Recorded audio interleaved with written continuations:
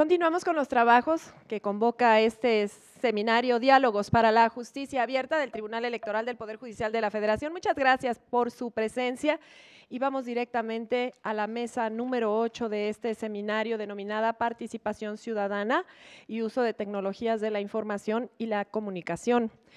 Es un honor que nos acompañe el decano de la Escuela de Gobierno y Transformación Pública del Instituto Tecnológico Superior de Monterrey. Muchísimas gracias al doctor Alejandro Poiré Romero.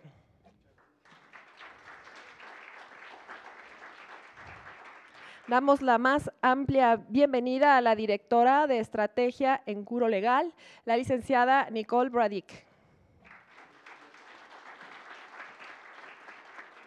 Asimismo, damos la más cordial bienvenida al experto en Gobierno Abierto, el maestro Andrés Hoffman.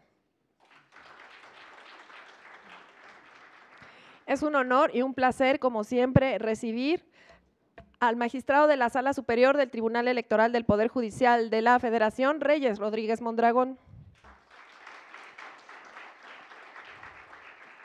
Para moderar esta mesa se encuentra quien es el director general de Estrategia Electoral. Se trata del maestro Arturo Espinosa Silis.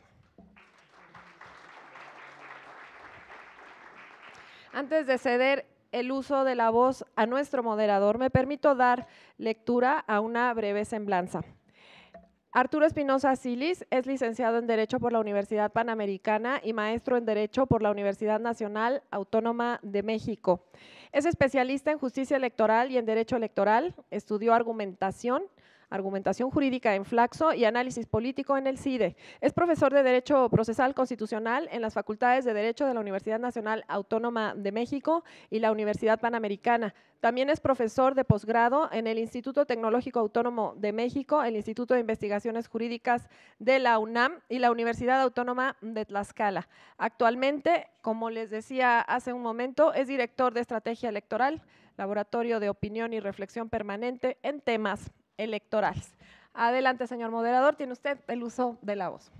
Muchas gracias, Lucy. Buenas tardes a todos. Me da mucho gusto estar aquí en la mesa sobre participación ciudadana y uso de las TICs, tecnologías de la información y la comunicación. Y me da mucho gusto saludar a nuestras ponentes y nuestros ponentes del día de hoy. Voy presentando a cada uno conforme va a participar y habrá una exposición inicial de 15 minutos por cada participante y al final un espacio para preguntas y respuestas. Es un seminario de justicia abierta y creo que tiene que haber interacción. Va a comenzar Nicole Bradick, directora de curso Curo Legal. Ella es directora ejecutiva y fundadora, abogada litigante de la Red de Abogados Nacionales Custom Counsel, red que posteriormente fue adquirida por Curo Legal. En el desempeño de sus funciones se encarga de diseñar y construir tecnología con el objetivo de hacer más eficiente el quehacer de los abogados, así como lograr una mayor accesibilidad en la ley. En la esfera de interés de Bradick se encuentran temas relativos a la evolución del mercado legal, la transformación del modelo de negocios de los burós legales, así como la tecnología que permite a los abogados mejorar su desempeño, hacerlo más rápido y económico. Nicole Bradick ha escrito en revistas y periódicos de alcance nacional. Asimismo, ha participado en numerosos eventos nacionales sobre derecho y tecnología. En 2012 fue nombrada Legal Rebel por el periódico ABA, debido a sus investigaciones en las áreas de la tecnología en el derecho. Actualmente, como ya mencioné, es directora de estrategia en Curo Legal. Nicole, please.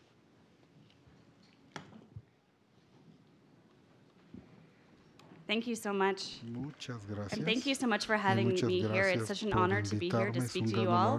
I've learned so much over the last day of your perspective on open justice, and it's been very valuable to me, so I hope that the U.S. perspective is also hopefully valuable to you. And my talk today is going to be a little bit different, I think, than some of the things that we've been talking about.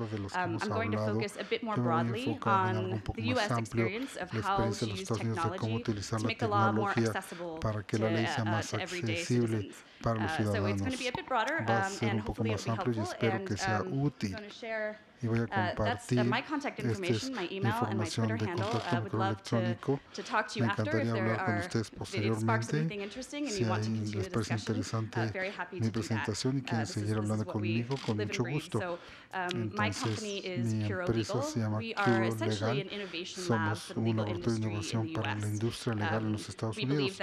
Creemos que muchos problemas que se enfrentan en la industria se pueden resolver a través de diseñar procesos. Los problemas actuales son problemas de diseño y la tecnología es muy importante para resolver algunos de estos problemas. No va a resolver todo, pero tiene un gran impacto, así que hemos desarrollado aplicaciones personalizadas para web y portátiles. Vemos que todo esto es una pieza del rompecabezas para mejorar el sistema jurídico en su totalidad. Voy a hablar un poco acerca de datos de los Estados Unidos en acceso a la justicia para que entiendan de dónde venimos. This is the preamble to the U.S. Constitution, and the very first thing that is referenced as to why we are setting up this Constitution for our country is to establish justice. And I think that's very important. It's considered a fundamental tenet of our democracy, and access to the system is supposed to be fundamental, but we don't actually do a very good job in the U.S. of providing that level of access. The World Justice Project has a rule of law index. It's a massive study of the rule of law around the world. The U.S. overall index score is a 0.74, which isn't bad, although when you compare it to other similarly situated countries, it's not very high. The most notable statistic, I think, for this group is the accessibility and affordability factor score. So our overall score, it's kind of dark, you can't see, but our overall score is 0.74, but on accessibility and affordability, we're only at 0.41. So this is a problem that we're trying to tackle every day, and we're working hard to solve these problems. So y este factor de accesibilidad es sumamente más bajo que otros puntajes que tiene Estados Unidos en cuanto al Estado de Derecho. En Estados Unidos, es un estudio que se hizo en el 2014, aunque 66% de los norteamericanos en un periodo de 8 meses tuvo algún problema civil, solamente 15% de las personas que tuvieron un problema buscaron algún tipo de asesoría y no se trata solamente con un abogado, sino otro tipo de ayuda a la gente. Entonces, no va a buscar ayuda en el sistema para resolver sus problemas. En Estados Unidos hay un malentendido que la razón de esto es porque los abogados son caros. Yo creo que todo el mundo tiene la impresión de que Estados Unidos tiene abogados muy caros y les aseguro que los abogados corporativos son muy caros y se les paga mucho dinero, pero si vemos esto, de hecho esa no es la razón principal por la que la gente no tiene acceso al sistema de justicia. La razón principal es porque creen que no es necesario que recibir consejo. La gente no tiene que el problema que enfrentan es un problema legal o un problema que tenga un remedio legal. Entonces quizás no tengo dinero y no tengo dinero porque perdí mi empleo. ¿Y por qué perdí mi empleo? Bueno, pues porque me discriminaron de manera injusta. Mucha gente está en salida si quiere obtener ingresos para resolver sus problemas de vida. Y pueden ver aquí que no saben que contratar un abogado sería marcar una diferencia. Piensan que es estresante buscar ayuda. Ya hay otros problemas aparte que sean caros los abogados. La tecnología y el acceso a la justicia son las siglas que usamos, A2J, tecnología para acceso a la justicia. Aquí la tecnología es muy importante porque un abogado solamente puede ayudar a un número limitado de personas a la vez, pero con la tecnología podemos llevar el conocimiento legal para servir a miles de personas en una manera barata. Entonces, creemos mucho en la capacidad de la tecnología para llevarle la ley a todos los ciudadanos. Les voy a dar algunos ejemplos de lo que está pasando en la asistencia legal o en las tecnologías A2J en Estados Unidos. Creo que el que reconoce la gente más y ni siquiera lo piensan es el acceso a la justicia. Me brinqué un poco, perdón. Entonces hay 3 formas principales en las que la tecnología está llevándole la ley a todos. los sistemas expertos, esta idea de que la ley es un código, entonces la mayor parte de la ley está estructurada. Si tu respuesta a esto es sí, entonces vas a esta pregunta que está aquí, si la respuesta ahí es no, eso determina tu remedio legal, determina si tienes alguna referencia. La mayor parte de las leyes se pueden desglosar en un cierto tipo de lógica.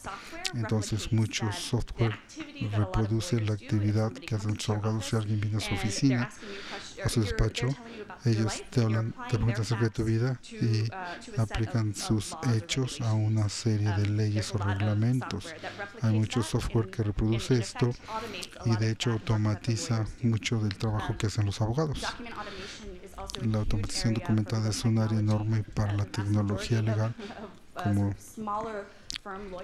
abogados de una empresa pequeña pasamos mucho tiempo trabajando con documentos, formatos de migración, formaciones corporativas, y hay mucho software, creo que se usa para automatizar, para que una persona pueda crear sus formas solos, sin un abogado. Este software ayuda mucho a los abogados porque ellos sienten, les molesta a los abogados porque sienten que les está quitando su pan.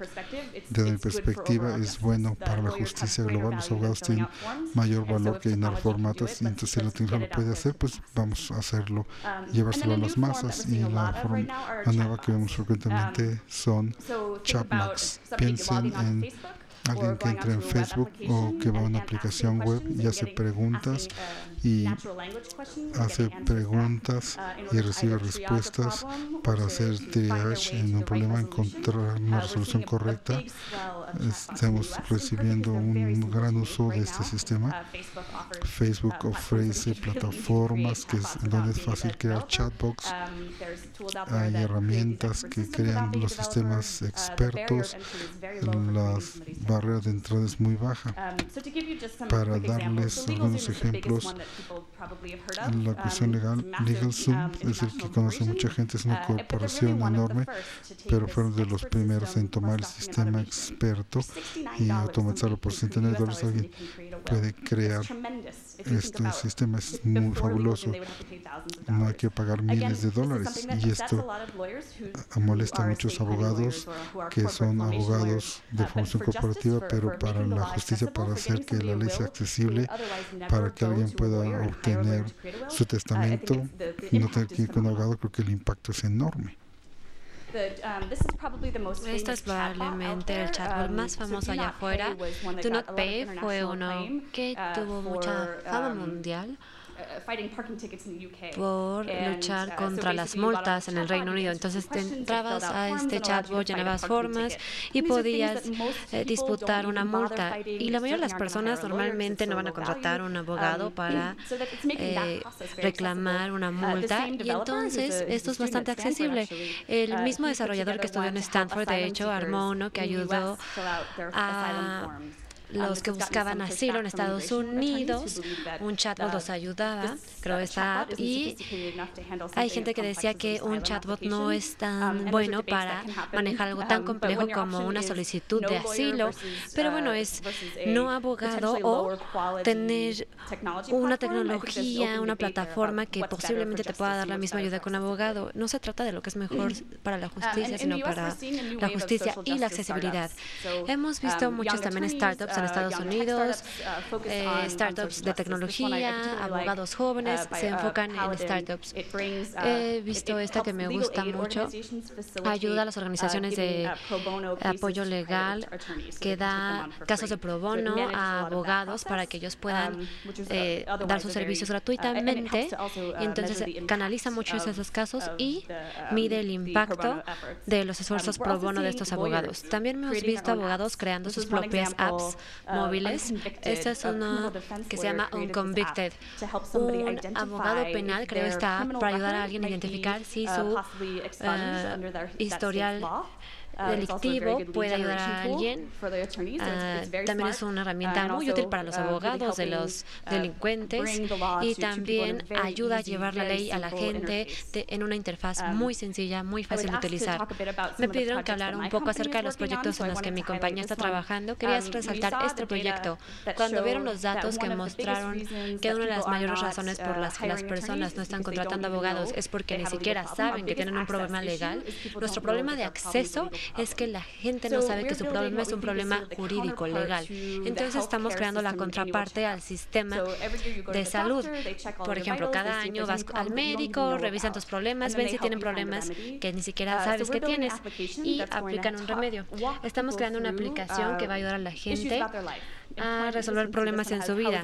Este tiene problemas familiares o domiciliarios. Si tienen problemas que ellos ni siquiera saben que tienen y que son problemas legales. Por ejemplo, esta persona llegan al final de este cuestionario muy sencillo, lenguaje muy sencillo, les dice, oye, tal vez puede que estés sufriendo de discriminación en el trabajo o que te hayan despedido injustamente, cosas que ni siquiera saben. Y va a ser muy fácil para la persona seguir los pasos de cómo hacer algo al respecto de lo que acaba de pasarle, pensando que la mayoría de los estadounidenses no van a contratar a un abogado para sus problemas legales. Queremos darles herramientas para que puedan hacer esto de manera competente ellos mismos. Este es solo un diseño, está siendo desarrollado, pero imagínense, automáticamente llenar un formato que se le puede mandar a tu empleador acerca de un problema que estás viviendo. Entonces eliminamos mucha fricción que alguien podría enfrentar protegiéndose a sí mismo. Entonces también tenemos otro proyecto para las víctimas de delitos de odio. Los delitos de odio han crecido mucho en Estados Unidos. Si alguien ha sido una víctima de un delito de odio, puede que no confíes en tu policía local por distintas razones. Puede que tu estatus migratorio esté siendo cuestionado o se me está acabando el tiempo. Entonces tenemos una aplicación que va a ayudar a alguien a identificar si ha sido víctima de un delito de odio y le vamos a dar los pasos a seguir. Y si no quieres hablar con la policía, está bien, entendemos eso, ve al siguiente recurso. Es muy fácil para que alguien entienda cuáles son sus opciones. Ya que no tengo mucho tiempo, rápidamente quiero hablar acerca del sector público. Me están diciendo que me tarde tanto como quiera.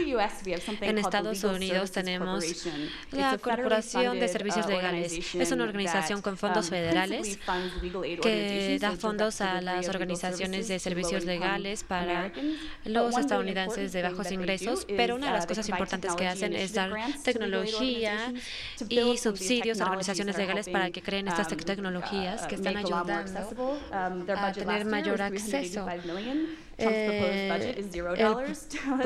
El presupuesto que propuso Trump es de $0 ahora. Ha recibido bastante apoyo por décadas porque antes de la administración Trump era de $385 millones este presupuesto. Pero bueno, este es un ejemplo de Illinois Legal Aid Online, es ayuda legal de Illinois en línea. Y esta le da ayuda a la gente de Illinois con acceso, recursos y cosas que se basan en su ley estatal. Y los sitios como este de verdad van a tener muchos problemas si no reciben recursos ahora. Y también tenemos problemas con las cortes estatales o tribunales estatales. No hay uniformidad y los estados que sí tienen uniformidad en sus tribunales tienen sistemas muy malos que no son muy amigables con los usuarios y es algo muy difícil para los litigantes que se representan a sí mismos y no estamos utilizando bien la resolución de controversias en línea, aunque tenemos una plataforma en línea que se lanzó en Estados Unidos. En Estados Unidos, 60% de los litigantes civiles se representan a sí mismos, pero les dificultamos muchísimo la vida. Tenemos formatos muy complicados, sistemas muy complicados y los sistemas electrónicos que existen en realidad no son muy amigables. Y lo único que quiero hablar muy rápido es que, aunque sea muy oportuno, tal vez no es mucho de mi tema, pero es bueno para el tema de esta esta conferencia. Salió en el New York Times hace 2 días. Hay tribunales estatales que están utilizando un sistema, una tecnología que cuando alguien ha sido acusado por cometer un crimen y pueden ser sentenciados, pueden poner información acerca de esa persona y determina el nivel de riesgo. Es una herramienta de evaluación de riesgo. Suena como una cosa buena si creemos que elimina el sesgo de ese juez en particular, pero hay un caso ahora mismo y un acusado delincuente trató de ver el algoritmo para ver qué sesgo pusieron los desarrolladores en el sistema y el tribunal le dijo, no tienes acceso a te vamos a dar acceso a tu riesgo, al resultado, pero no te vamos a dar el algoritmo. Entonces, cuando estamos hablando de problemas de justicia abierta y tribunal abierto, es un tema que da miedo y cuando pensamos en el futuro del aprendizaje de las máquinas y que ellas puedan sentenciar, es algo más aterrador, porque no es algo transparente para nada, porque es un algoritmo que no es transparente. En Estados Unidos, mi esperanza es que automaticemos las cosas que hacen los abogados. Creo que el 70% de lo que los abogados hacen puede ser automatizadas de cierta forma y eso de verdad permite que los abogados se dediquen a lo que se deben dedicar. Quisiera ver más aplicaciones que se puedan utilizar. Muchas aplicaciones están siendo creadas. Todos los días escuchamos acerca de un producto nuevo que busca hacer las cosas más accesibles en Estados Unidos, pero normalmente son inútiles. Y desde mi perspectiva, si vas a crear un software y no va a ser sencillo ni fácil de usar, especialmente cuando estamos pensando en usuarios de bajos ingresos, probablemente mejor no la hagas. Entonces, vamos a enfocarnos en un mejor diseño. Y accesibilidad, por último, no hay suficiente enfoque en accesibilidad, en el lenguaje en Estados Unidos. Muchas de esas cosas no se pueden traducir. Por ejemplo, hay veces que se pueden traducir al español, pero no están pensando mucho en la accesibilidad de otros lenguajes. Y también queremos que las cosas sean accesibles en un teclado y que sea también legible a nivel de lectura de cuarto de primaria. Entonces vamos a enfocarnos más en la calidad de los productos en el futuro. Muchas gracias.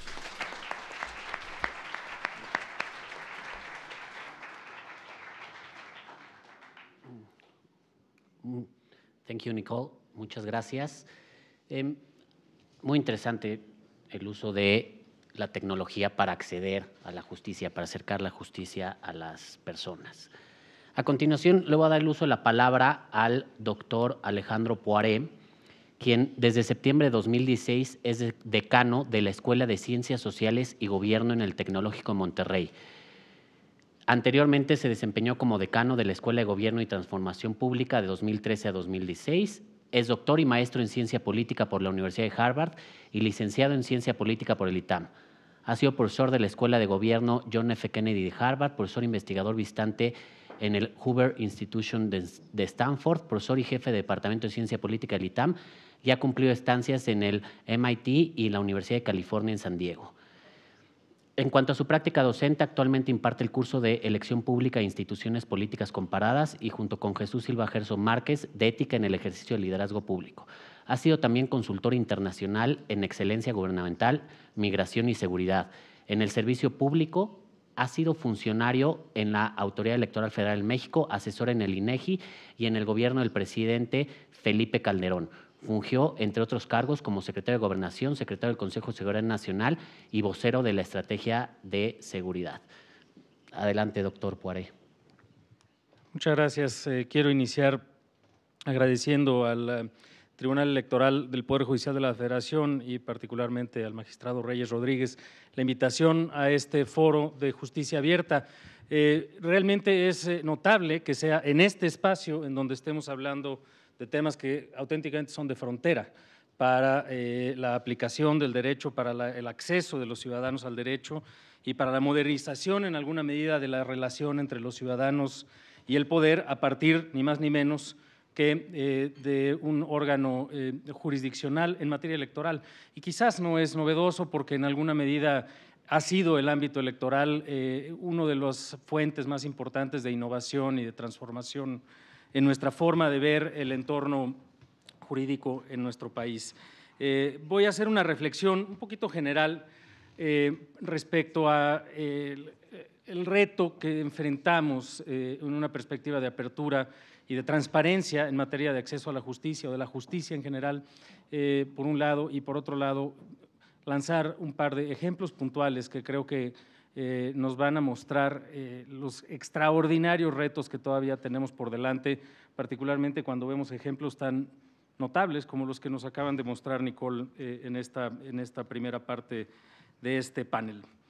Estoy consciente además de que estamos ante el reto extraordinario de ser lo único que media entre la ponencia del ministro José Ramón Cosío, su conferencia magistral, además que acabamos de comer, entonces trataré de ser breve y en la medida de lo posible ameno. Lo más interesante bueno, no lo más interesante, pero una cosa interesante que acabo de escuchar es esta última reflexión que nos hace Nicole respecto al hecho de que un acusado no conoce el algoritmo y entonces le aterroriza a Nicole la falta de transparencia en el uso del algoritmo y cómo eso le genera un perfil de riesgo. Bueno, yo creo que esa es la realidad de cualquier mexicano ante el entorno jurídico al que se enfrente, sea el que sea, no solamente un acusado, ya no digamos un pobre ciudadano que pone su JDC y espera que algún algoritmo jurídico transparente, por supuesto, le permite el acceso a la justicia. Pero siendo eso y teniendo el acento de lo que está poniendo Nicole y el dilema que está enfrentando es el de la certeza. Y creo que voy a regresar a ese dilema, principio electoral por excelencia en nuestro país, en fin, de nuestro entorno jurídico más ampliamente, pero quiero regresar a ese después de mencionar algo que es un poquito más importante en una primera instancia, que es lo fácil. ¿Qué es lo fácil hacer en materia de uso de las tecnologías de información y el acercamiento a la justicia y el acercamiento al ejercicio de los derechos? Pero lo fácil es que se transparenten las decisiones, lo fácil es que tengamos los diálogos y los argumentos de las ponencias y que se hagan públicos.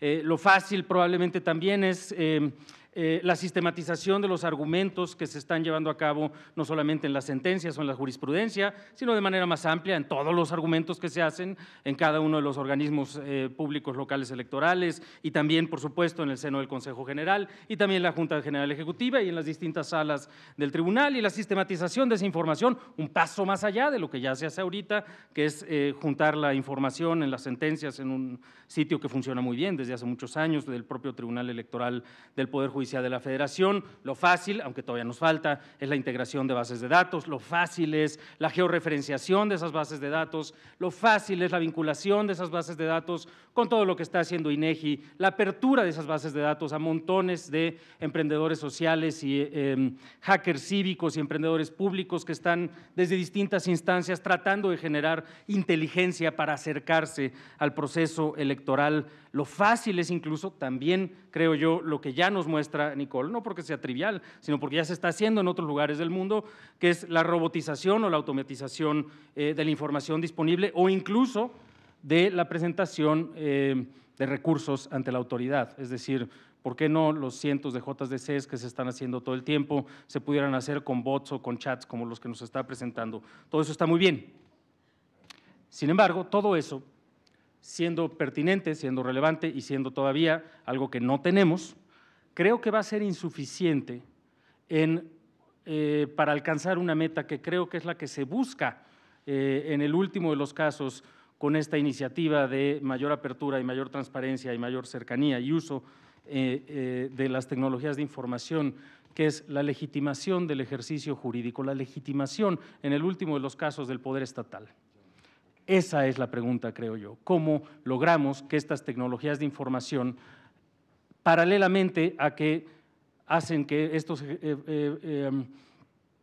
instrumentos sean más eficientes y más accesibles, nos generen también más confianza, nos generen también un mejor entendimiento, nos generen también mayor probabilidad de acceso a la justicia? Y aquí hago una pequeña desviación. Todo el mundo sabe usar Shazam, supongo. ¿Quiénes de ustedes han usado Shazam? La cosa esta de… Ok, es una aplicación muy sencilla, buena, normalmente usada en lo que mis amigos regiomontanos dirían son los viernes chilangos, ¿no? Después de la tercera o cuarta cubita. ¡Ay, esa rola me gusta! Y entonces usamos el celular para ver cuál es y guardarla en la lista, etcétera. Exacto, y así como dice el magistrado, nos acercamos a la bocina porque pues, estamos en un lugar escandaloso. Bueno, Shazam funciona y ha crecido porque tiene dos cosas muy sencillas. Primero, porque nos ofrece un servicio. Es algo que queremos. Queremos saber cómo se llama esta rola, ¿no? Y si la canta Enrique Iglesias o Maluma, ¿no? Perfecto. Nos cumple un servicio. 1, 2, funciona. Cuando no era tan buena la señal, cuando no es tan buena la cercanía, cuando está caída la red, lo que sea, no funciona. Sin embargo, en los últimos años, Shazam se ha convertido en un instrumento, como muchos otros, pensemos en Amazon, pensemos en Airbnb, pensemos en Uber, todas estas tecnologías de información que se han hecho de un uso masivo cumplen con dos características. 1, funcionan, 2, nos ofrecen un servicio. Y la pregunta que nos tenemos que hacer es cuáles de estas características son fácilmente transferibles, o al menos en principio transferibles, de un ámbito comercial como es este, al ámbito del acceso a la justicia, específicamente en materia electoral. Ya nos dio Nicole algunos, pero yo quisiera poner un dilema y presentarle un dilema, porque es precisamente esta comunidad especializada en este tema y son precisamente estos diálogos en los cuales tenemos que plantear la frontera de donde estamos y cuáles son los cambios que tenemos que empezar a vislumbrar para poder acceder a este nuevo espacio de mucho mayor transparencia y mucha mayor utilización del acceso a la justicia. Les pongo dos ejemplos, uno relativo para entrar a materia electoral a topes de gasto de campaña y otro a validación de identidad. La Sala Superior de este tribunal ha dicho que para poder considerar los gastos de campaña se tiene que cumplir con 3 requisitos. Esto es una jurisprudencia del 2015. Se tienen que acreditar en forma simultánea, lo tiene que verificar la autoridad fiscalizadora. Primero, la finalidad del gasto, es decir, que genere un beneficio a un partido político. Segundo, la temporalidad, es decir, que esto está ocurriendo durante el periodo de campañas pertinente. Y tercero, que esto sea en un ámbito territorial específico, es decir, que tenga como objetivo incidir en el resultado electoral, que se esté dando en cierto periodo y que se esté dando en cierto espacio territorial. Perfecto. Pues a mí se me ocurre que no estamos tan lejos de un momento en el cual, gracias a estos instrumentos que todo el mundo tiene y gracias a una nueva forma de utilizar la información que se puede generar a través de estos instrumentos, sea mucho más certera la posibilidad de un ciudadano de denunciar toda una serie de irregularidades en materia electoral. Pero los límites no son sencillos de cumplir. ¿Por qué? Porque se tendría que acreditar estos elementos, entre otros. Y la pregunta es si somos capaces, desde el punto de vista no solamente del software que queremos armar, sino de la forma de interpretar y de la forma de sugerir de este órgano, el tribunal, y desde luego los órganos administrativos y los legisladores, cómo tendríamos que empezar a adecuar nuestro marco normativo para poderlo lograr. Porque si estamos de acuerdo en que se tienen que cumplir ciertas normas electorales, por ejemplo, los topes de gasto de campaña, pues tendríamos que ofrecerle al ciudadano no solamente el placer de poner una cosa que parece una violación a una norma y poderla subir y viralizar en las redes, sino que además que sea eventualmente utilizable bajo un principio de certeza. No está fácil, pero hay que construirlo. Y la pregunta es si vamos a ser capaces de hacerlo. Y eso, aún el tema de los topes de gasto de campaña, y quiero decirlo desde ahorita, yo no estoy para nada de acuerdo con cómo funciona nuestra normatividad en la materia, pero si es la que existe, hay que hacerla cumplir y nos da una oportunidad para que los ciudadanos participen de ella.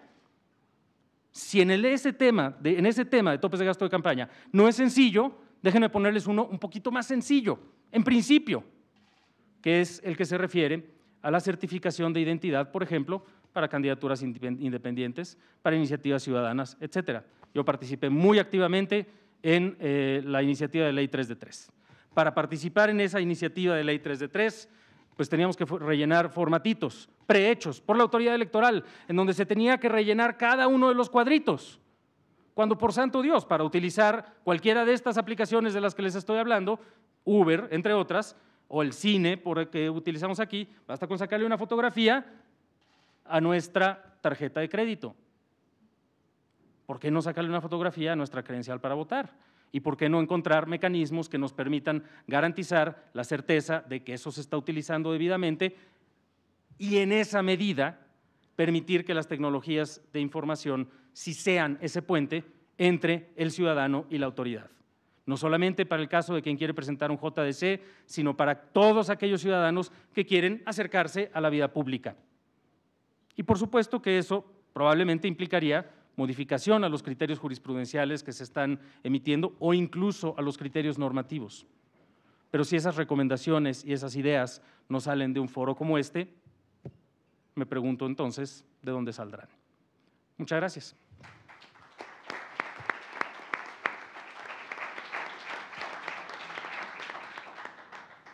Muchas gracias al doctor Poiré. Creo que es muy claro, no solo se requiere transparencia, se requiere innovar y se requiere que lo que se haga sea útil, ¿no?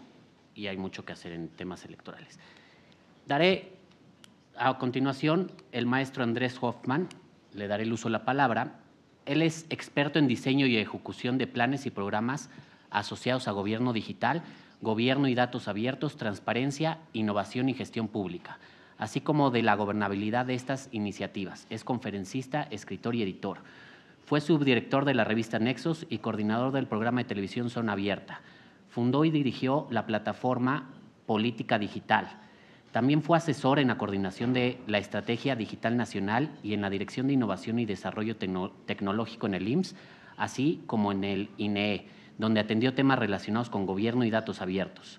Ha sido profesor y coorganizador de cursos internacionales sobre gobierno abierto en la CEPAL. También formó parte del equipo que fundó el periódico La Jornada y fue corresponsal de ese diario en Santiago de Chile.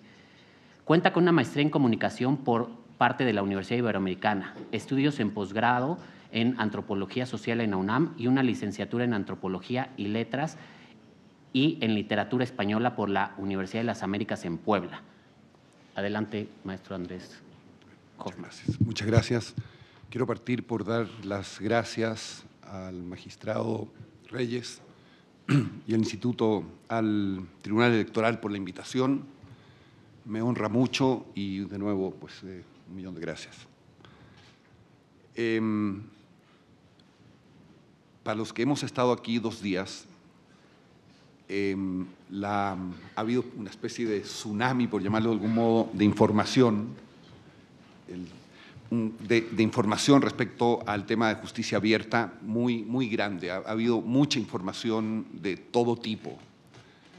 Entonces, lo que yo he querido hacer es tratar de hacer tratar de ordenar un poco lo que ha pasado y bueno, desde mi perspectiva modesta, ver si esto que viene hace un poco de sentido. El tema principal, el tema de justicia abierta, como se ha venido tratando, proviene de esto que se ha llamado gobierno abierto.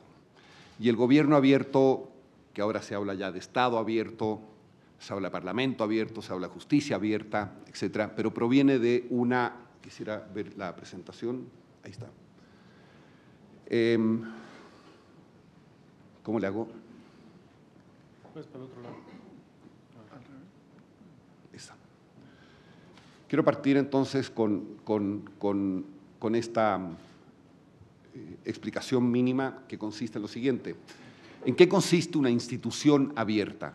Tomado esto de lo que es la filosofía o la doctrina, o como se quiera llamar, de gobierno abierto. Básicamente, aunque es una definición que está en curso, no está suficientemente desarrollada, estaría compuesta por esos 4 componentes: transparencia, una institución transparente que maneja la transparencia llamada activa y la transparencia proactiva. La activa es la de oficio, la obligada por ley, la proactiva es la que voluntariamente la institución abre. Fomenta la participación y la colaboración, que son 2 conceptos coincidentes pero distintos. Gestiona la información en formatos abiertos, el llamado Open Data, y promueve la rendición de cuentas como actividad que ocurre en un espacio simultáneo. Cada una de estas cosas por separado son viejas. Lo nuevo que propone el tema del gobierno abierto es que esto ocurra en un marco de simultaneidad. vale la pena recoger, para hablar de lo que estamos, recoger algunos principios. El principio de la transparencia, o uno de los principios de la transparencia, es que la información pública es un acervo de la nación, es un activo de la nación, un asset, como dice en inglés, de la nación, y por lo tanto es una cosa que debería ser absolutamente pública y publicada, con el objeto, entre otras cosas, de romper la simetría cognitiva que hay entre quienes poseen, entre comillas, esa información y la ciudadanía. Hay un desequilibrio cognitivo de conocimiento que habría que romper a la hora de ser transparentes. No voy a entrar en ese detalle, hay básicamente 4 tipos de transparencia que se han dado en México, son esas que están ahí, las podrán ver posteriormente. El tema de la participación parte de un principio también muy interesante. La ciudadanía cuenta con un patrimonio de experiencia, de conocimiento y de información que muchas veces las instituciones públicas no tienen. Es decir, allá afuera hay gente que sabe tanto o más que nosotros respecto a un determinado tema. Hay que buscar a esa gente, hay que escuchar a esa gente y hay que abrir canales para que esa gente nos ayude a gobernar mejor. Esa es la idea de la participación. La de la colaboración es que entre esa gente, entre esa ciudadanía, encontrar a aquellos segmentos que nos pueden ayudar a resolver problemas, que pueden identificar problemas que nosotros no identificamos, tal vez por ceguera de taller, por falta de recursos, por falta de atribuciones, pero hay segmentos sociales que pueden resolver, o organizaciones que pueden resolvernos problemas que nosotros no lo podemos hacer. La presentación de Nicole da cuenta de un montón de cosas que se han hecho con tecnología para resolver diferentes tipos de problemas, por ejemplo. La participación aunada a la colaboración generan lo que llaman, o pueden generar lo que se llama la innovación abierta, que es básicamente uno de los nodos centrales de la filosofía o doctrina del tema de gobierno abierto, que es el codiseño o la cogestión, que es involucrar a la ciudadanía en la gestión de las instituciones o en algunos aspectos de la gestión de las instituciones. Bien, está el tema de los datos abiertos, que es básicamente información dispuesta o publicada de manera que se puede acceder a ellos libremente y es información que puede ser procesada por máquinas, por dispositivos digitales. Ese es el formato, lo que se llama el formato abierto. Se tienen que cumplir ambas cosas para que sea dato abierto. Y la rendición de cuentas es un proceso continuo, que no es una cosa que ocurre al final de un proceso, sino que es un asunto que la sociedad requiere, dice ahí, datos procesables y reutilizables para conocer qué dicen, cómo funcionan y qué resultados obtienen las instituciones. Es decir, es un proceso de mejora continua y de interacción continua entre la sociedad y las instituciones. Las instituciones no pueden rendir cuentas ante sí y por sí solas, sino que es en un diálogo permanente con la sociedad. Bien, ahí están los cuatro componentes.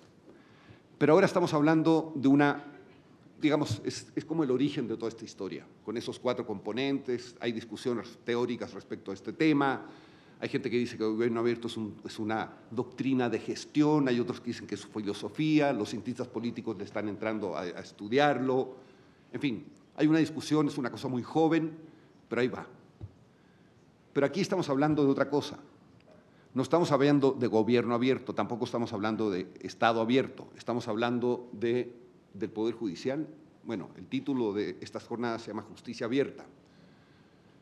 Ayer Jacqueline Pechard nos decía, el tema de la justicia no es un tema electoral solamente, el tema de la justicia habla o se refiere también a procuración de justicia. No estamos hablando de justicia en general, no estamos hablando de tribunales en general, estamos hablando de un tribunal electoral en particular.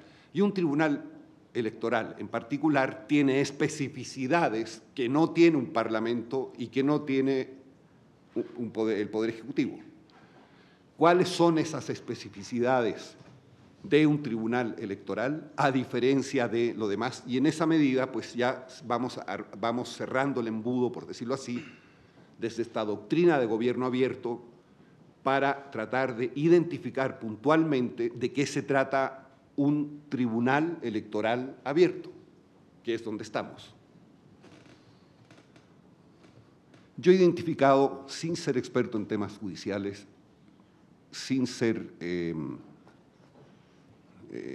fin, estos temas, no soy experto en estos temas, pero de lo que aquí se ha hablado, he identificado estos 5 grandes temas dentro de los cuales se puede ejecutar o trabajar en pos de un tribunal electoral abierto. El primero tiene que ver con la divulgación de los derechos electorales ciudadanos. Yo creo que no son suficientemente conocidos. Las aplicaciones que mostró Nicole sirven para generar demanda de justicia o básicamente demanda de justicia. Lo que Alejandro acaba de proponer, estas 2 ideas, también son para generar demanda de justicia. Es decir, la gente no sé hasta qué punto sabe o qué tanto sabe cuáles son sus derechos para que los ejerza. Creo que una tarea de esta institución es visibilizar, sensibilizar respecto a los derechos electorales ciudadanos. Una segunda es instrumentar el acceso a la justicia, cómo se accede a la justicia y facilitar el acceso a la justicia. Un tercero es transparentar los procesos internos del tribunal. Otro es develar el curso de las resoluciones. Eso se ha hablado mucho en estos 2 días. Y no basta, creo yo, con develar el curso de las resoluciones y analizar las resoluciones, sino que cuáles son sus consecuencias. Aunque no sea una atribución del tribunal, comentaba yo con alguien, si alguien comete un delito y se tiene que ir al bote, tenemos que ver si eso funcionó o no funcionó. O sea, las consecuencias de las resoluciones.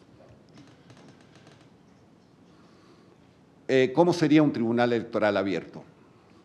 El tema de fondo, y por eso cuando Alejandro empezó a hablar dije yo ya me voy a quedar callado, no voy a decir nada, porque el problema, dijiste tú bien, que lo fácil es un montón de cosas que todo el mundo más o menos ya está haciendo. Lo difícil, y aquí se ha dicho en estos 2 días, es lo siguiente: ¿cómo generamos legitimidad? ¿Cómo generamos cercanía? ¿Cómo generamos confianza? Ese es el fondo del tema. Ese es el fondo del tema. Y la manera o la mejor manera de hacerlo es, tal vez, convocando a la ciudadanía, induciendo lo que llaman participación y colaboración social. Es una cosa generada desde la oferta. Es top-down, no es down. Las organizaciones de la sociedad civil, las ONGs famosas, traen impulsos desde abajo, muchas veces confrontacionales, para exigir y demandarle a las instituciones transparencia y probidad y cosas por el estilo. Pero también desde la función pública, desde la práctica de los servidores públicos, podemos generar e inducir participación. Y esa es un poco la tesis que yo quisiera subrayar. Nosotros, como instituciones, tenemos que buscar la cercanía y la confianza. ¿Cómo? Ofreciendo conocimiento a la sociedad, entregándole conocimiento para que la sociedad sepa más. Si la sociedad sabe más, estaríamos rompiendo la inequidad cognitiva, estaríamos garantizando certeza, la predictibilidad de la que también habló Alejandro. Tenemos que ofrecer predictibilidad, ofrecer conocimiento, involucrar a la sociedad y, bueno, y generar indicadores para que nos permitan a nosotros saber qué tan bien o qué tan mal vamos. Estoy hablando de inducir y producir demanda social de justicia electoral. lo que en inglés llaman supply driven, no demand driven, y desde arriba hacia abajo, desde la élite hacia la sociedad. Y eso implica, entre otras cosas, construir ciudadanía. Y el instrumento, o uno de los instrumentos más idóneos, más buenos para poder construir esta ciudadanía, para poder inducir la participación y colaboración ciudadana, son las tecnologías de información. Son centrales para habilitar y facilitar un tribunal electoral abierto, etcétera, para visibilizar problemas, para proponer soluciones, para dialogar, para escuchar, para interactuar, para hacer las aplicaciones que mostró Nicole, para empezar a pensar qué se puede hacer con los dos casos que mostró Alejandro hace un rato, etcétera. Ahora, 12, 15 años metidos en observar el uso de tecnologías de información en el sector público me han hecho pensar que eso que molesta mucho a los tecnólogos, de que el tema de la tecnología es literalmente el último pelo de la cola del animal. O sea, es lo último. Primero tienes que resolver qué quieres hacer con la tecnología y luego ver qué tecnología usar y cómo hacerlo. México está lleno de ejemplos de errores garrafales, gastaderos de lana a mansalva, porque ponen la tecnología por delante, en vez de poner el concepto y la visión por delante y luego ver qué pedirle a la tecnología, ¿no?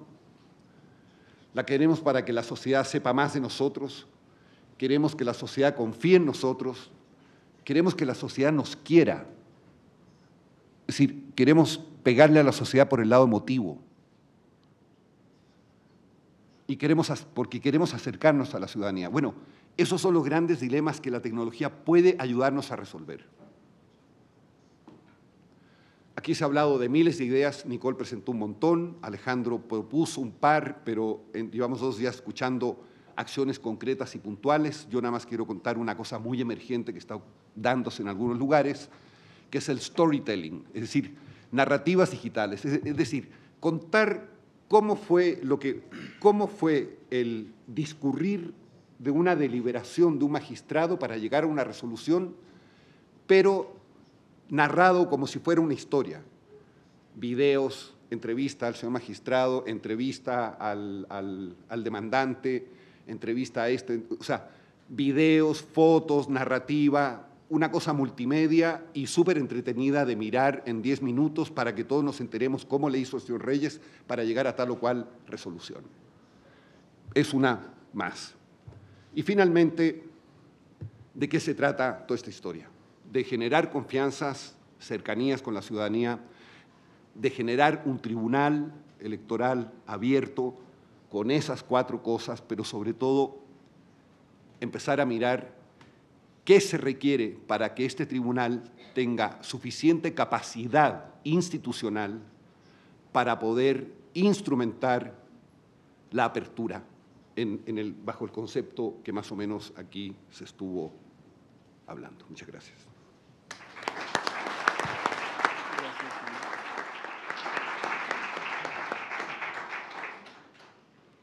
Bueno, muchas gracias al maestro Andrés Hoffman. Creo que nos deja para la reflexión justamente qué se necesita para tener un tribunal electoral abierto. Creo que da ideas que son muy interesantes y que da para pensar mucho.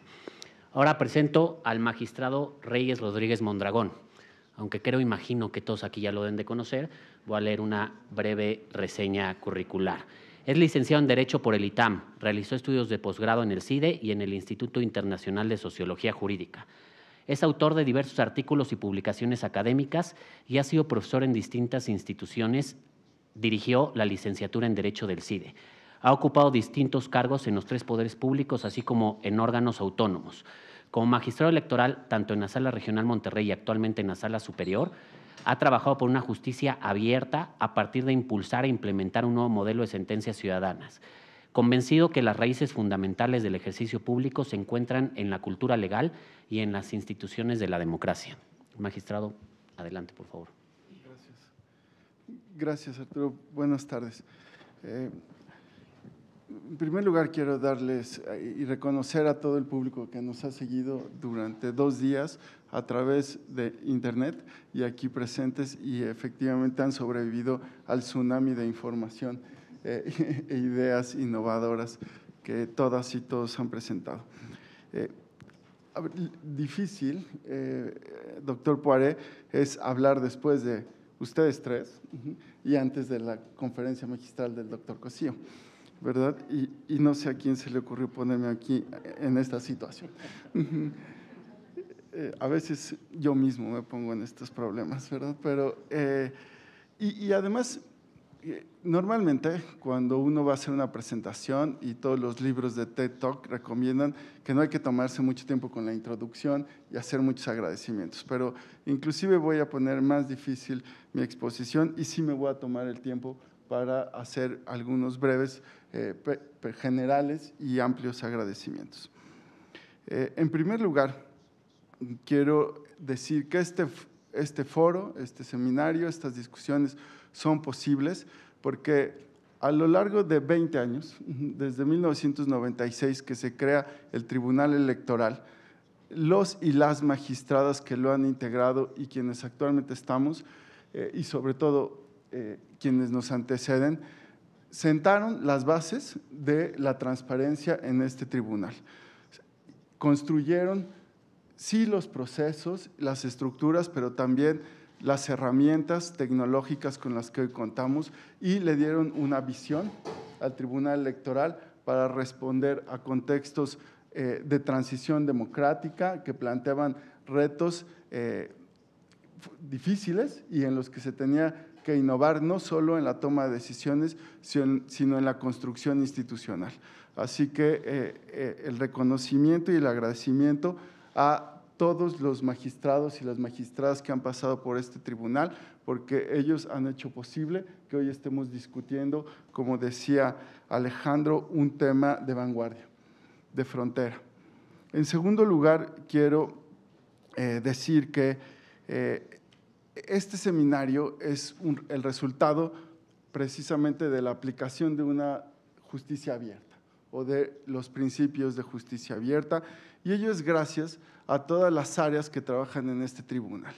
Este seminario puede llegar y potenciar su acceso porque Comunicación Social hace posible que a través del portal, a través del canal de YouTube, de los boletines, del uso de las redes sociales, podamos tener un diálogo de justicia abierta de cara a la ciudadanía. También porque el trabajo de la Dirección General de Relación con Organismos Electorales y No Electorales nos puede ayudar a convocar a expertos internacionales y a representantes de instituciones públicas y de la sociedad civil. Y por supuesto, el Centro de Capacitación Judicial Electoral, que es una pieza fundamental en la construcción de esta institución y de la inteligencia en materia electoral que hoy en día puede México presumir como uno de los sistemas electorales en donde han funcionado las instituciones. ¿Por qué? Porque contamos con una fuerte capacitación y la calidad de los funcionarios y quienes trabajan en el centro nos permiten reunirnos hoy aquí y compartir el conocimiento y llegar a más personas. Por supuesto, tenemos muchas otras áreas del tribunal que contribuyen día con día a transparentar la información jurisdiccional, como la Secretaría General de Acuerdos, la Dirección de Transparencia y la Dirección de Documentación. Es decir, y seguramente me faltarán otras, pero todo el tribunal colabora, participa y tiene como un eje central de su función la transparencia. Y es gracias a todos ellos que hoy podemos estar en este seminario. Por supuesto, desde el primer día que se instaló la actual integración, la magistrada Yanino Talora, presidenta del Tribunal Electoral de la Sala Superior, fijó como uno de los objetivos continuar y profundizar en las políticas judiciales de tribunal abierto. Así que es gracias también a ese liderazgo y a esa voluntad que podemos trabajar en coordinación de manera participativa todos los magistrados y magistradas que integramos la Sala Superior y las 6 salas regionales de este Tribunal Electoral. Y por supuesto, la motivación y el empuje que le da el magistrado de la Mata a los trabajos de capacitación y el magistrado Fuentes a los temas de transparencia son los que nos ayudan y nos ponen en estos dilemas, y por eso estoy hoy aquí tratando de lograr una tarea no fácil, que es hablar antes de la ponencia magistral del ministro Cosío y después de todas estas ideas. Ahora, Poiré decía, de estos foros surgen ideas innovadoras, o de dónde más pueden surgir. Quiero decirles que incipientemente la realización de este foro, de este seminario de diálogos para la justicia abierta, surgió precisamente de un evento que tuvimos en Monterrey, en la Escuela de Gobierno y Transformación Pública, de la cual en ese momento era rector y ahora es también de las áreas de Ciencias Sociales, Alejandro. Ahí tuvimos una discusión sobre tribunales abiertos, opinión pública y sentencias ciudadanas. Y de ese encuentro, de agosto del año pasado, la magistrada María Silva, quien también ha estado acompañándonos y es de las autoras intelectuales de este tipo de discusiones, nos dimos a la tarea de plantear un seminario de mayor diálogo, de mayor participación de muchas instituciones, y después la magistrada Silva le presentó el proyecto al ministro Cosío y si alguien hay que responsabilizar de la construcción de todo este programa, son a ellos dos, a la magistrada Silva y al ministro Cosío, que impulsaron y nos ayudaron a esta sala superior a construir el programa. Bueno, ya hice lo que no debía hacer, ¿no? Tomarme mucho tiempo en la introducción. Pero es que tampoco tengo tanto que decir, ya han dicho todo. Y tengo 15 minutos, nunca había pensado que 15 minutos podrían ser tan largos. Yo voy a hablar de justicia abierta y el uso de las tecnologías, tratando de también sistematizar algunas de las ideas que se han dicho aquí y pasando por cada uno de los principios: participación, transparencia, participación y colaboración. Ahora, antes de profundizar en eso, déjenme retomar la idea de lo difícil, la construcción de legitimación institucional y este planteamiento de Andrés, que lo más importante es la visión. Y la visión sobre qué buscar con la justicia abierta sí tiene precedentes en el campo del derecho. Yo lo tengo que pasar, ¿verdad? Desde hace varias décadas, y de hecho hace aproximadamente 20 años, yo empecé a leer la literatura sobre justicia procedimental, uno de los dilemas, complejidades, problemas que señalaba hoy uno de nuestros ponentes de IFES.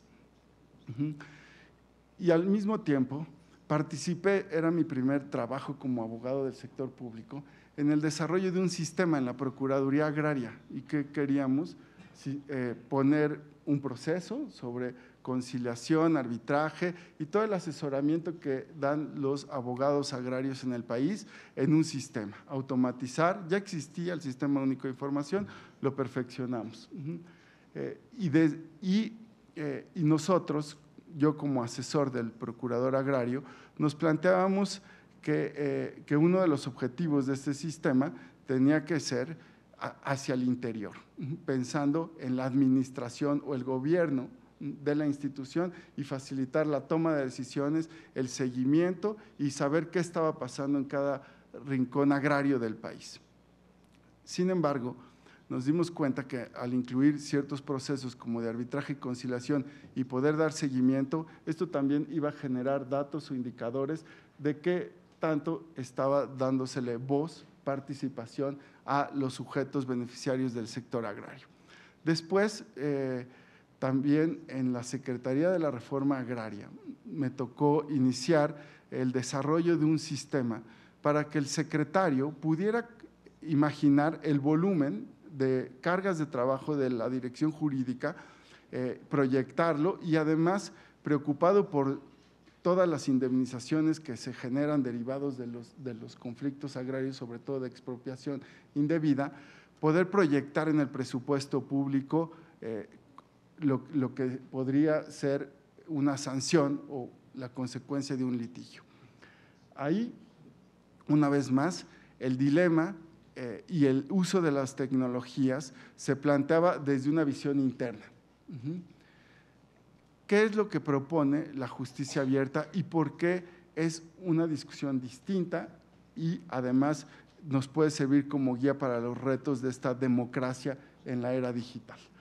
En primer lugar, porque cambia la visión. Ya no vamos a pensar en las tecnologías y en todos los mecanismos y los principios con una orientación de administración institucional, sino que pone como eje de la acción pública, de la acción de la justicia a la ciudadanía.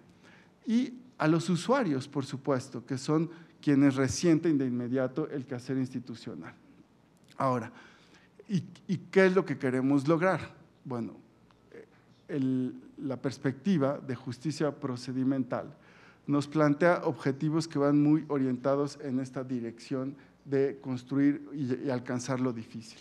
En primer lugar, sabemos por experiencias comparadas e investigaciones empíricas que quienes participan de un litigio, quienes acuden al tribunal, van a formarse una opinión, a construirse una visión de lo que hacen los tribunales a partir de su experiencia.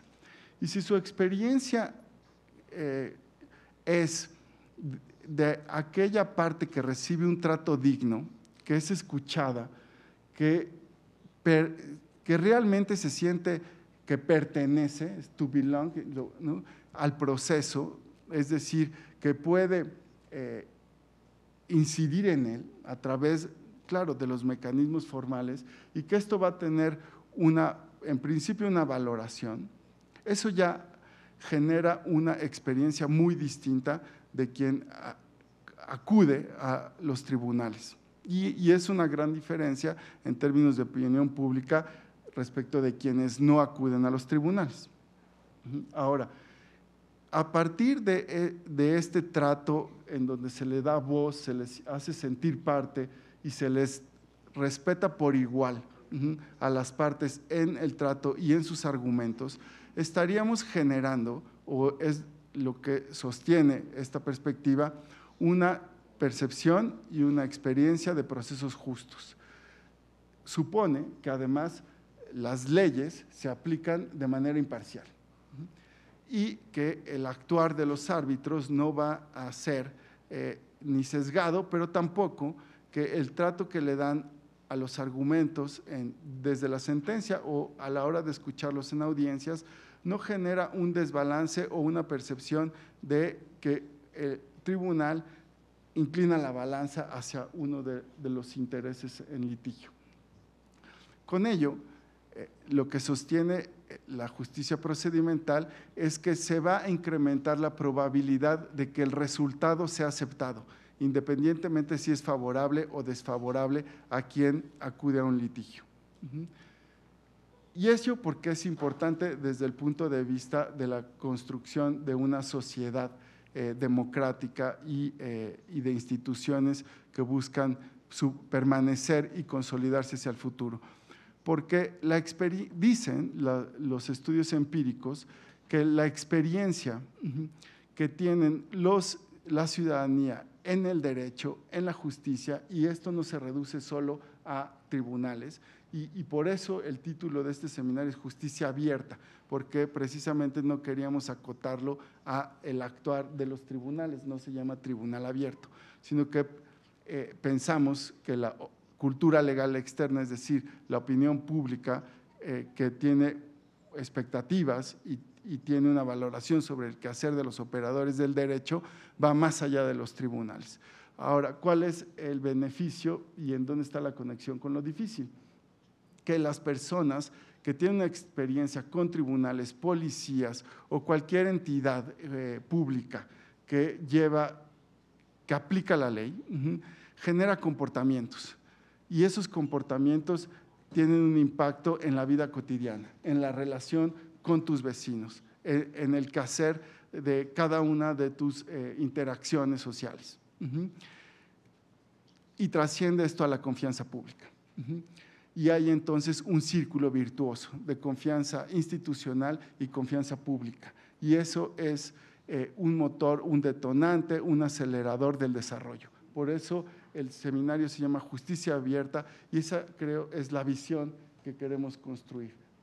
Forjar las bases de una cultura legal que genere confianza, sí, institucional, pero que se pueda reflejar en comportamientos cotidianos.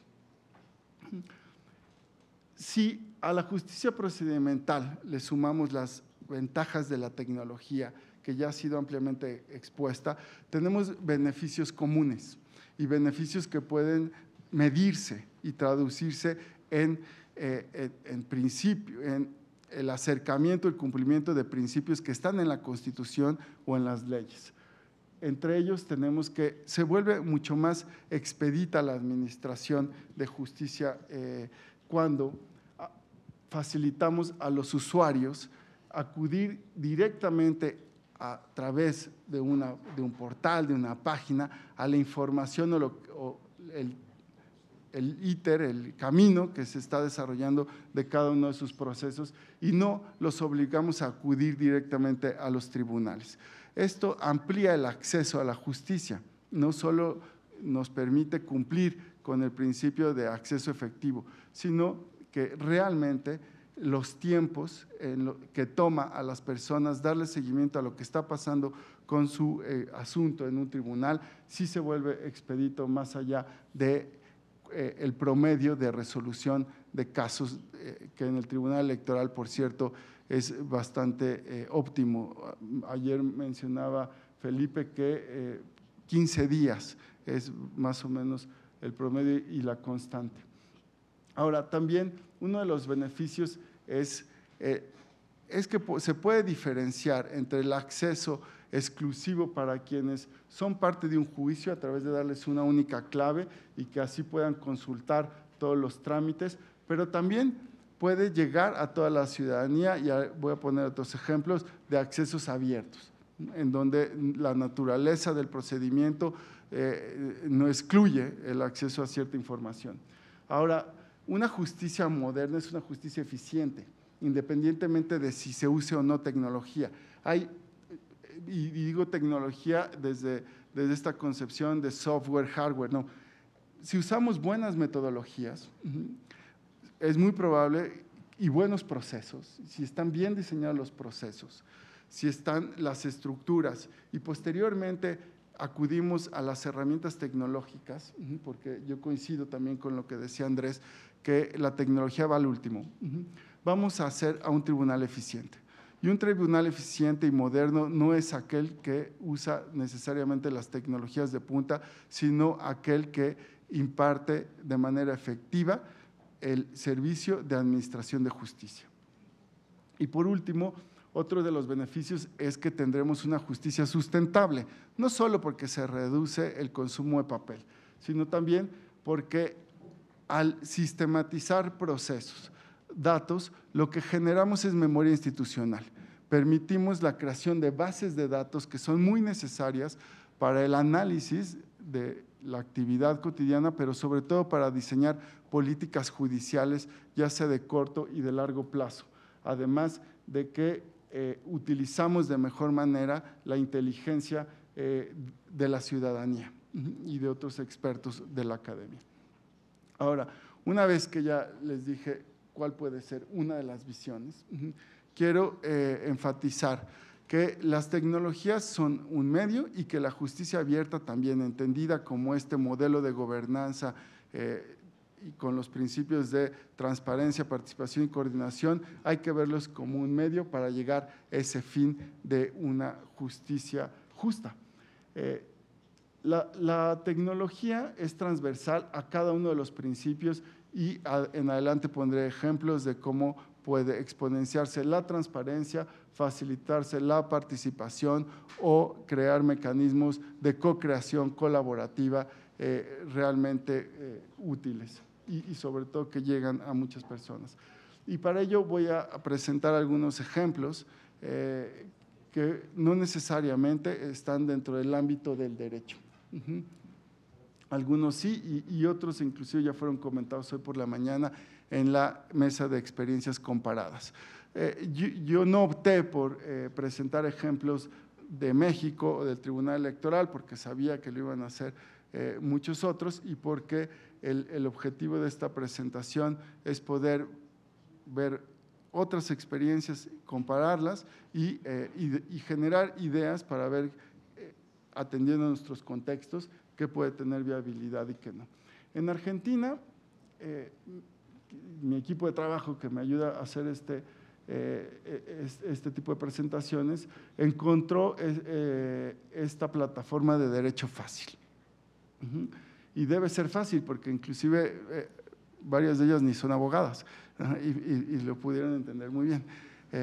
Y lo que veamos, y ese es el objetivo en este tipo de plataformas, que cualquier persona que no tiene una expertise y una formación jurídica pueda entender lo que se está comunicando. En esta plataforma encontramos leyes simples y traducción, digamos, de esas leyes a un lenguaje cotidiano, a un lenguaje sencillo, para que las personas conozcan el derecho. Eso ya se ha dicho, empodera a la ciudadanía, empodera a quienes pueden hacer efectivos, ¿no?, los instrumentos institucionales para por ejemplo, ¿no?, muchos de los casos que ponía Nicole, saber qué está pasando, ¿verdad? Y yo diría, quizá tampoco es fácil tener un algoritmo que haga previsible las decisiones en el Tribunal Electoral, y no porque sea complicado programarlo, sino porque la complejidad de los problemas y la casuística hace difícil llevar las decisiones judiciales a mecanismos de este tipo de inteligencia artificial. También Derecho Fácil nos provee de un Wikiuse, un glosario con términos legales para explicarle a cualquier persona, ¿no?, qué significan tecnicismos o conceptos jurídicos. Y Justicia Cerca, por ejemplo, le provee a la ciudadanía información para tomar ciertas decisiones. Por ejemplo, si alguien quiere donar sangre, ahí puede encontrar a partir de qué edad y en dónde y qué procedimiento seguir. Otro ejemplo es Estonia. Estonia, seguramente ustedes dirán, bueno, es que tiene 1.3 millones de habitantes. Por supuesto, ellos pueden tener un gobierno digital, o sea, tienen una plataforma de e-government que prácticamente vincula y regula y facilita la vida cotidiana de todas las personas que viven ahí. En Estonia, la gente puede votar vía internet, no solo quienes están ahí, sino inclusive en 106 países, me parece, sí, 106 países se puede ejercer el derecho de votar vía internet de una manera fácil, segura y con registros que protegen los datos. Por supuesto, ustedes pensarán, bueno, es que esto es imposible en un país con tantos millones de habitantes. Yo creo que el problema no es la cantidad, sino es la cultura de la protección de datos. La cultura y los incentivos para sancionar a aquellas personas, ya sea desde el ámbito privado o público, que usan mal la información. Evidentemente funciona, no solo porque es un país chico, sino porque tienen una cultura de respeto a la información y de sanción cuando es violada o hay alguna mala práctica en el manejo de esta información. Y eso es muy importante para construir legitimación, que haya un enforcement efectivo cuando se viola la ley, ¿sí? Reducir los indicadores de impunidad, por ejemplo. Y claro, la transparencia, ¿por qué? A lo largo de estos 2 días se ha repetido en muchas ocasiones que tenemos las mejores leyes de transparencia y tenemos una gran cantidad de prácticas y obligaciones que hacen efectiva la transparencia activa. Y el dilema es, ¿por qué no reducen los indicadores de la opinión pública que mide ni Latinobarómetro, ni Parametría, ni prácticamente ninguna encuestadora, cuando les preguntan sobre confianza, sobre corrupción, porque la transparencia no es suficiente. E inclusive si hubiera mucha transparencia proactiva, lo que postulan las ideas de gobierno abierto, de justicia abierta, es que no es suficiente. Tenemos que pasar necesariamente a imaginar ideas y mecanismos que exponencien la participación ciudadana o de los usuarios, ¿verdad? Y la colaboración. En materia de participación, ya nos explicaban que Costa Rica es un modelo a seguir tratándose de justicia abierta y que no inició con grandes tecnologías y con todo este modelo ideológico de gobierno abierto, sino con mecanismos y metodologías que simple y sencillamente facilitaban el diálogo directo de los gobiernos, de los tribunales con las personas que requieren de sus servicios y pueden colaborar para tomar inclusive mejores decisiones desde un punto de vista administrativo, como podría ser, nos decían, en dónde se construye las oficinas de un tribunal. Costa Rica también, no voy a abundar mucho, pero es un modelo para desarrollar este tipo de sistemas de juicios electrónicos. Distingue el acceso público del acceso privado y tiene mecanismos para dar seguimiento a cada paso, notificaciones electrónicas. Puedes recibir en tu celular un mensaje de que ya está ahí una decisión del tribunal para que pueda ser consultada. Ese mensaje no significa una notificación oficial, sino que facilita y previene el interés y el seguimiento que pueden tener las partes. Y bueno, es muy robusto este tipo de sistemas. Ahora, en Alemania, este software, Liquid Feedback, que es un proyecto independiente, nos permite también ver otros modelos cuando no estamos ante instituciones legales de participación y modelos de participación ciudadana. Liquid Feedback lo que hace es poner en esta plataforma proyectos e ideas del sector público o del sector privado o de cualquier persona que quiere contribuir a la construcción de soluciones sobre problemas públicos y políticas públicas que van a trascender a la democracia participativa y a la calidad de vida de las personas. Esto está muy dirigido al ámbito municipal, pero bien puede ser replicable en el derecho si estamos convencidos que el derecho es un bien público y como tal las instituciones que lo operamos lo que hacemos es dar un servicio público de administración de justicia o de aplicación de la ley y que no necesariamente nuestras legislaciones o la forma en que esté regulado limita o obliga a que la sociedad no incida en la independencia, en la autonomía, en la toma de decisiones. Por supuesto, hay que ser creativo e imaginar distintos tiempos, momentos y en qué agenda sí y no para mantener siempre esta idea de un tribunal imparcial, independiente, que aplica leyes justas a través de procesos justos. La colaboración es este mecanismo de co-creación. ¿Qué hace que facilita la colaboración? Pues una conexión de muchas personas y muchos intereses que de manera fácil a través de la tecnología pueden estar interactuando. Y como pueden ver en este ejemplo, pasamos ya del gobierno electrónico, no es e-govern, este es we govern now, ¿sí? Es decir, la ciudadanía tiene una presencia activa en la toma de decisiones. Y obviamente la relación no se limita a ciertos espacios. La tecnología es este motor que permite exponenciar el diálogo y la construcción colectiva.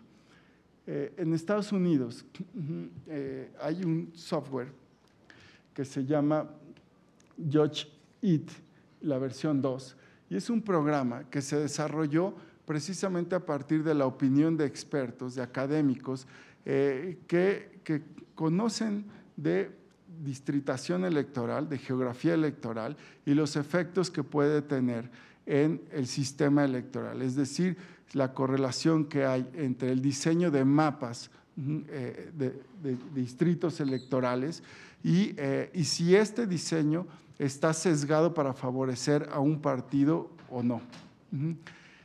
Lo usa la Suprema Corte de Estados Unidos, se desarrolla a partir de la presentación de un amicus, en donde académicos lo que proveen es de una inteligencia para que la Suprema Corte pueda prever, analizar decisiones de redistritación y prever escenarios o resultados.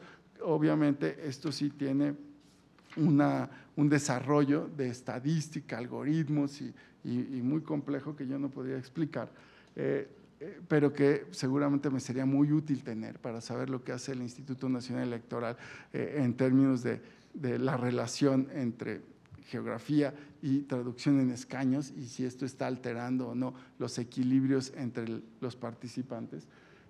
Ahora, no lo tenemos en México, por eso lo muestro, porque puede ser una de estas ideas a implementar y porque me parece indispensable que los jueces escuchen y a través de mecanismos como puede ser el amicus o de colaboración con instituciones, desarrollen sistemas que permiten evaluar en los términos técnicos y bajo el rigor metodológico de las administraciones electorales sus decisiones respecto de la redistritación electoral.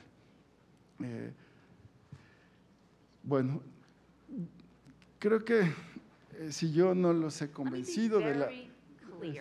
bueno, alguien lo movió, pero si yo no los he convencido de que la transparencia activa y proactiva no es suficiente y que es inevitable pensar mecanismos de participación y colaboración si queremos atender la difícil tarea de legitimación, pues les pongo un video de una autoridad en la materia, ¿no? Que es Beth Novak, y quien ha colaborado en el gobierno de Estados Unidos, pero además es una académica experta que a lo largo del mundo está demostrando que estas herramientas y la guía, la visión de gobiernos, de instituciones públicas bajo estos principios funcionan.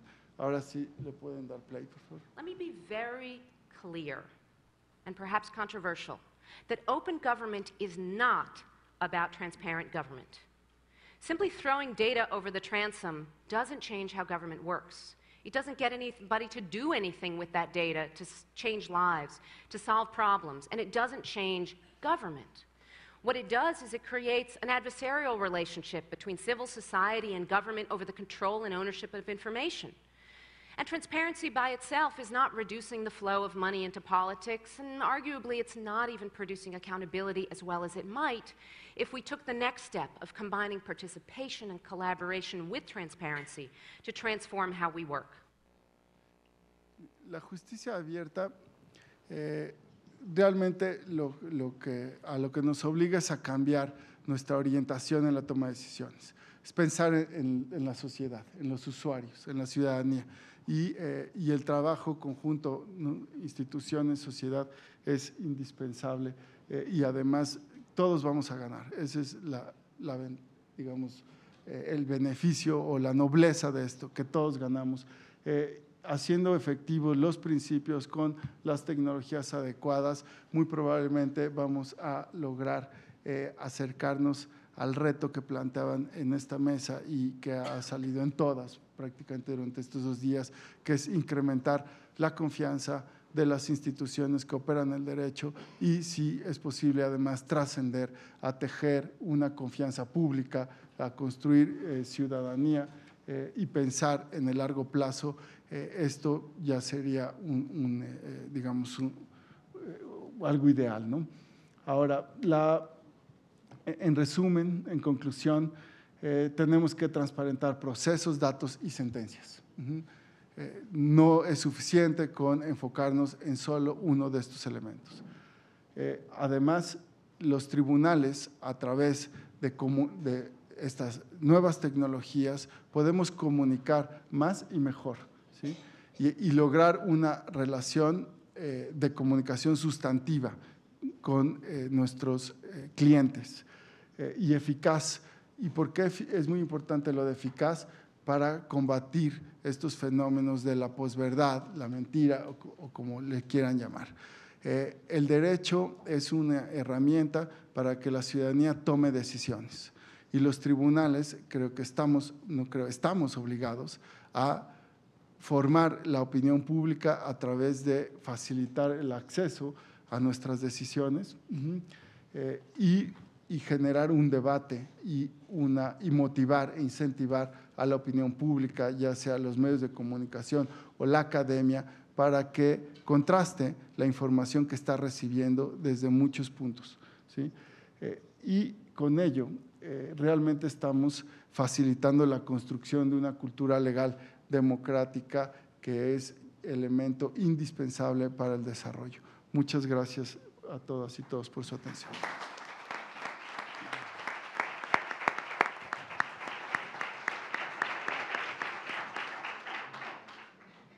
Muchas gracias al magistrado Reyes Rodríguez.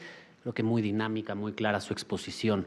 Vamos a pasar, me pasaron algunas preguntas. Elegí por cuestión de tiempo una pregunta para cada uno de los participantes. Se las voy a pasar y les voy a pedir que la respondan en el mismo orden en el que han intervenido. Please, Nicole. Bueno, les leo la pregunta de Nicole, que viene en español. Ya se la traduje, pero viene en español. ¿Qué estrategias son o han sido exitosas para posicionar soluciones en el mercado estadounidense? Y es una pregunta doble. ¿Y cuáles han sido los programas o soluciones más exitosas? Gracias por la pregunta. Como podrán imaginar, podría hablar de lo que se requiere para hacer un producto exitoso todo el día, así que me enfocaré en lo que creo que son los temas clave y lo que no hacemos mucho en la industria legal normalmente cuando pensamos en productos para los tribunales o para otras entidades gubernamentales o cuando pensamos en la página web del tribunal. Para mí lo más importante es entender a los usuarios y hablar con ellos. Y pensando en algo tan sencillo como la página web de su tribunal, no deberían tener una situación en la que están ahí sentados con la tecnología, con su equipo tecnológico y deciden crear su página web y toman decisiones y después decirle, háganlo. No, eso no va a ser un producto exitoso, sin importar cuántos productos hagan. La creación de un producto exitoso es muy difícil. No se puede hacer un producto exitoso si no se entienden a los usuarios, las situaciones en las que están cuando ellos llegan a la aplicación o al sitio, si no entienden cuál es el nivel de educación de los usuarios, si no entienden qué dispositivos pueden tener al alcance. Entonces, el paso 1 es de verdad entender el problema que están tratando de resolver y entender por completo a su usuario. Y eso significa salir de la oficina, hablar con la gente allá afuera, crear prototipos y recibir retroalimentación, siempre regresar al usuario, sea quien sea. Pensar en la gente que visita la app como usuarios y no solamente poner algo allá afuera y que esperen que la gente lo ame. Y algo más que de verdad me importa es enfocarnos en el diseño. Por encima de lo demás, pueden tener la mejor tecnología en el mundo en su aplicación, pero si no es algo que se puede usar, no va a tener éxito. Y por diseño no me refiero a algo que sea bonito, me refiero a algo que sea sencillo e intuitivo. Entonces, podrán tener la página web más bonita, más bella, todo el mundo se felicita, dice, ¡ay, qué bonita nos quedó! Pero si no es intuitiva, si alguien llega con un problema en específico que están tratando de resolver, deben de quitar toda la fricción que nos lleva a la solución. Entonces hay veces que tenemos que sacrificar la belleza y enfocarnos en la simpleza. Tenemos que asegurarnos de que el usuario nunca se frustre. Puede ser divertido, pueden tener imágenes muy bonitas y que agreguen a la experiencia del usuario, pero si no es una aplicación sencilla y fácil de usar, no va a ser exitosa. No quiero tomar mucho tiempo porque estamos al final del día y podría hablar de esto durante días, así que muchas gracias. Muchas gracias, Nicole. Doctor Poiré, por favor. Sí, muchas gracias. Me preguntan cómo es que la accesibilidad de datos y procesos se traduce en mayor legitimidad de la práctica legal. No, yo creo que es exactamente lo contrario, es decir, esto es pues una condición necesaria, ya se mencionó en varias ocasiones, pues es esencial, es obvio, es evidente que pues nos interesa tener pues todo el expediente fácilmente disponible, la sentencia, todas las digamos, el acceso a esta información que que nos permite tener los elementos de certeza. No, aquí el reto es, eso es lo fácil, insisto, aquí el reto es que esto se convierta en algo útil. Y lo reiteró Reyes en varias ocasiones. La enorme dificultad es que la tecnología, las metodologías, los procesos estén orientados a un nuevo modelo de interacción entre el ciudadano y la justicia. Y ese es el objetivo, creo yo, de este foro al final del día. Es que la justicia abierta se convierta en un modelo de interacción, de acceso a derechos y de ejercicio de derechos. Por supuesto que las tecnologías pueden ayudar mucho. Y por eso en los ejemplos que yo ponía, quizás el más elocuente es el del Shazam, o pensemos en el Amazon. Hombre, la gente, ¿por qué compra en Amazon? Porque les sirve y porque es confiable. Amazon existe más o menos al mismo tiempo que existe en México Submarino Amarillo. ¿Cuántos de ustedes han comprado algo jamás en Submarino Amarillo? Los reto. ¿Por qué? Porque no funciona, y no funciona probablemente no por el sitio de internet, sino porque las entregas en México apenas empiezan a funcionar. Amazon hoy lo hace, ¿y cómo lo hace? Con su propio servicio de entregas, ya tienen almacenes aquí en México. Entonces, lo que tenemos que entender es que esta oportunidad que sí nos dan las tecnologías de información para repensar conceptos como certeza en materia electoral, es una oportunidad extraordinaria para que elementos indispensables de la vida política, jurisdiccional en este aspecto, concreto si quieren electoral, los reformemos y los renovemos. ¿Por qué todo el mundo tiene su credencial para votar? ¿Y por qué la credibilidad del INE es tan alta? Porque necesitamos la credencial para un montón de cosas y sirve la credencial, además de para votar. Entonces la pregunta es, ¿de verdad creemos que no existen, pues quizás no cientos, pero 2 o 3 cosas que podríamos reformar desde el punto de vista, pues quizás jurídico, es decir, legal, quizás por lo menos en la práctica jurisdiccional, la interpretación de algunas sentencias, etcétera, y también en el modelo de utilización de esa información, topes de gasto de campaña, por ejemplo, validación de identidad para creación de nuevos partidos políticos, para candidaturas independientes, para iniciativas ciudadanas, que podríamos empezar a utilizar como un espacio, sí, top-down, de la autoridad que invita esa demanda, pero pues tienes que abrir la puerta para que la gente entre, ¿no? Tienes que crear tus propias instancias de utilización de cosas que a la gente sí se le ocurren que sean necesarias, como el identificar cuál es la canción que están tocando en ese momento. Pues antes lo hacíamos y nos preguntábamos, después cuando empezó a existir Google decíamos, ¿cuál será esta? ¿Cuál será esta? Hasta que alguien nos dijo, bueno, pues mejor graba la música, es lo mismo. ¿Cuántas personas hoy no están preocupadas por actos anticipados de campaña? También. Que podríamos empezar a abrir esos canales, una vez más, no por la tecnología en sí misma, sino porque existen hoy personas tratando de ejercer algunos de estos derechos, tratando de darle mayor legalidad a nuestros procesos electorales y para los cuales podríamos empezar a abrir canales que, si nos proveen un servicio, me validaron mi identidad de inmediato y no hubo ningún problema para poder apoyar a tal candidato, a tal agrupación política nacional, etcétera, y fue confiable, pues en esa medida vamos construyendo pequeños espacios de confianza. No es solamente accesibilidad de datos y procesos, eso es un piso ya muy bajito. Muchas gracias, doctor Poiré. Maestro Hoffman, por favor. Sí, muchas gracias. Quiero decir una cosa antes. Si yo en mi intervención soné muy crítico o enojado, ni estaba muy crítico ni estoy muy enojado, porque a veces eso ocurre con mi tono. En fin, nada más por si acaso. La pregunta es, ¿podría ahondar en el cómo las TIC ayudarían a generar mayor confianza institucional a partir de otras narrativas fuera de la técnica jurídica, incluso incorporando la sana crítica? A ver, tiene mucho que ver con la pregunta que le hicieron a Alejandro y sobre todo con la respuesta de Alejandro. Quiero sumar una cosa. ¿Qué es la técnica jurídica y qué es la técnica en general? De repente escuchamos en los medios con mucha frecuencia, no, este es un asunto técnico para técnicos. Si le rascas tantito, te vas a dar cuenta que eso que es tan técnico puede no ser muy técnico y puede ser una cosa muy fácil de hacer y de entender. Hay un tema de traducción.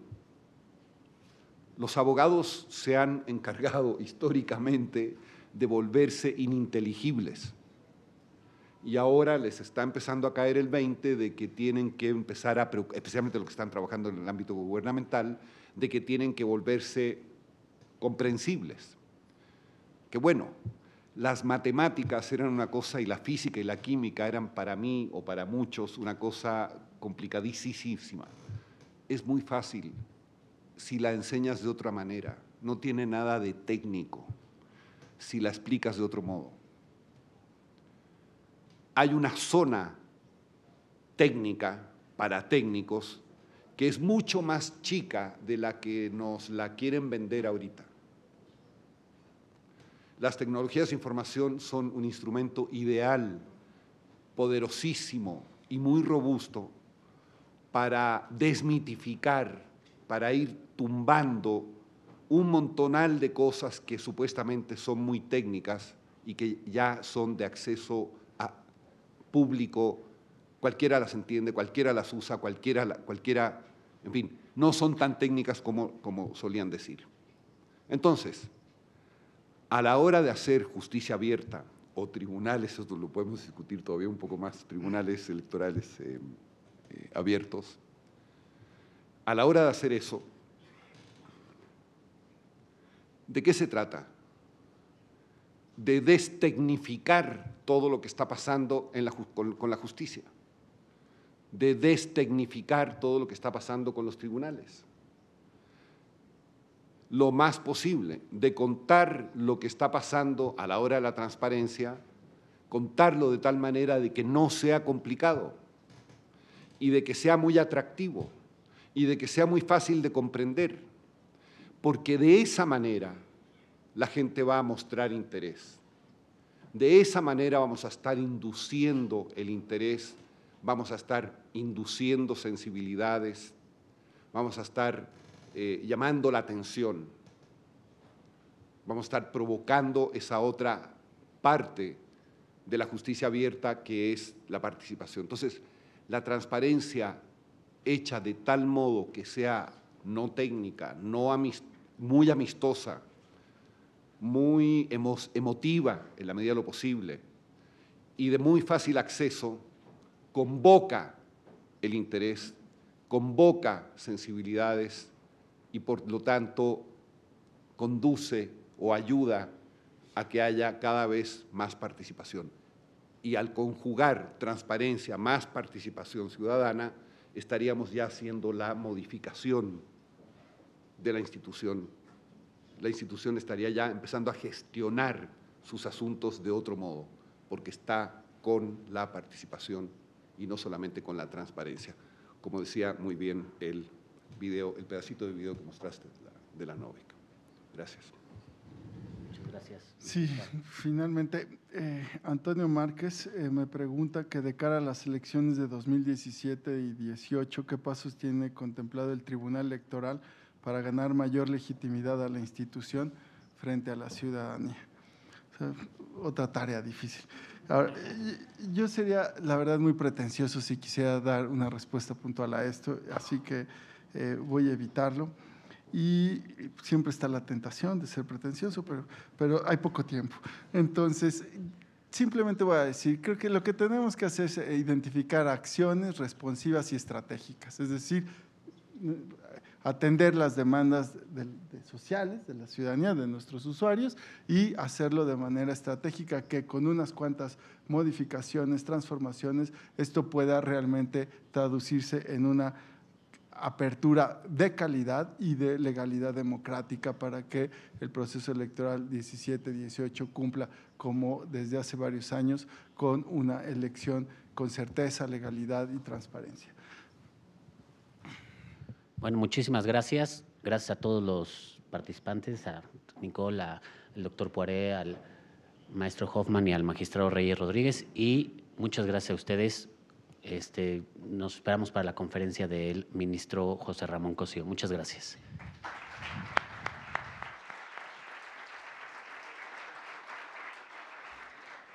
Así es, muchísimas gracias a la integración de esta mesa y a todas y a todos ustedes los invitamos muy cordialmente a que permanezcan en su lugar, ya que a continuación se llevará a cabo, como bien lo dijo Arturo Espinosa Silis, esta conferencia magistral de clausura en la que estará como invitado de honor el ministro de la Suprema Corte de Justicia de la Nación, José Ramón Cosío Díaz.